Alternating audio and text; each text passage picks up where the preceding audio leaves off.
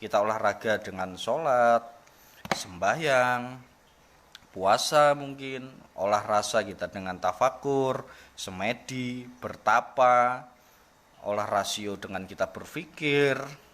Nah, maka hati kita ini kita yang perasaan-perasaan dinding tadi Allah Allah Allah Allah Allah Allah.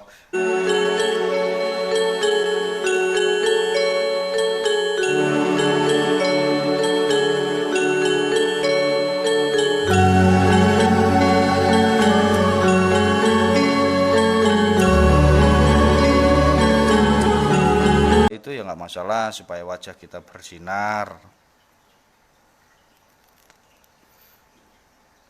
Kenapa Allah memberi musibah bertubi-tubi pada saya? Mohon pencerahannya. Sebetulnya cobaan dan tidak cobaan itu kan kita yang memikirkan, kita yang merasa diri kita ini banyak ujian. Semua manusia pun akan mengalami yang namanya masalah. Nggak ada di dunia ini yang tidak mempunyai masalah. Semua manusia punya masalah. Tapi semakin kita banyak mengucapkan masalah kita, menceritakan masalah kita kepada orang lain, maka masalah kita akan selalu tambah banyak, tambah banyak, tambah banyak. Pusing boleh, tapi jangan musingin. Maka kan ujro ala yudhrol bisro. Jadi sembunyikan kesedihan kita dan timbulkan wajah kita yang berseri-seri. Bisrul mukminin fi wujuhil khalqi. Jadi harus bisa menyimpan kesedihan, menyimpan masalah di dalam hati. Jangan pernah menceritakan masalah kita kepada siapapun. Hada min watihi, karena kekuatan kita hanya di dalam hati. Simpan saja di dalam hati kita masalah-masalah kita. Itu kalau mau masalah kita cepat selesai.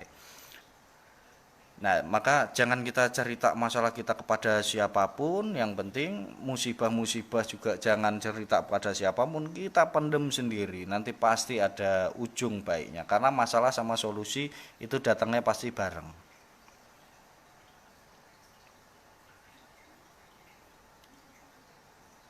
Amin, mudah-mudahan selamat dari tsunami. Tapi insya Allah kalau Pangandaran masih banyak orang yang soleh, insya Allah lah tidak ada bencana-bencana.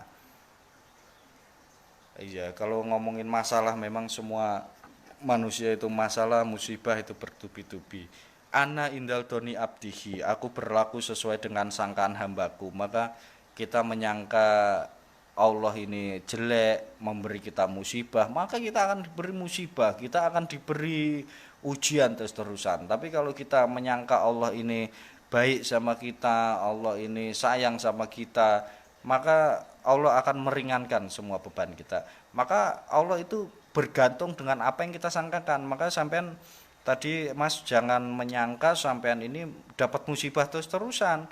Nah, nanti akan terjadi itu, sampean akan punya musibah terus-terusan. Nah, maka sampean tenang-tenang saja hidupnya, jangan merasa sampean ini punya banyak musibah, ini jangan.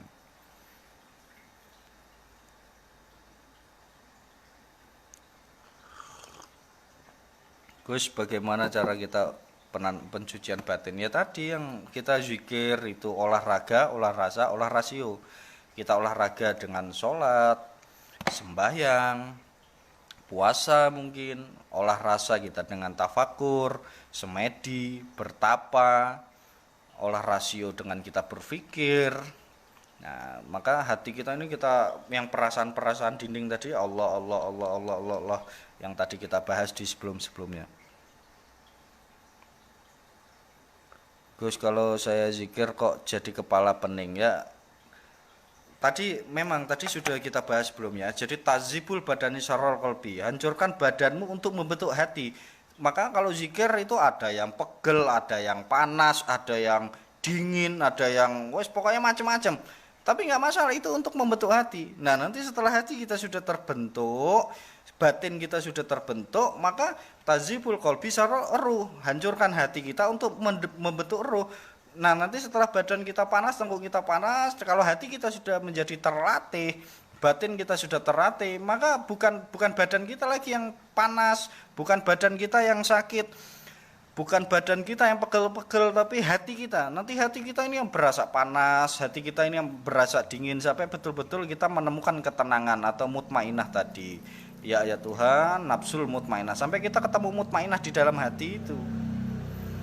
Fa ilmu semani fa ilmu batin fi qalbi fa zalika huwa ilmu nafi. Jadi ilmu dua macam, ilmu dohir, ilmu batin. Jadi makanya itu untuk melatih pengetahuan wawasan kita secara kebatinan.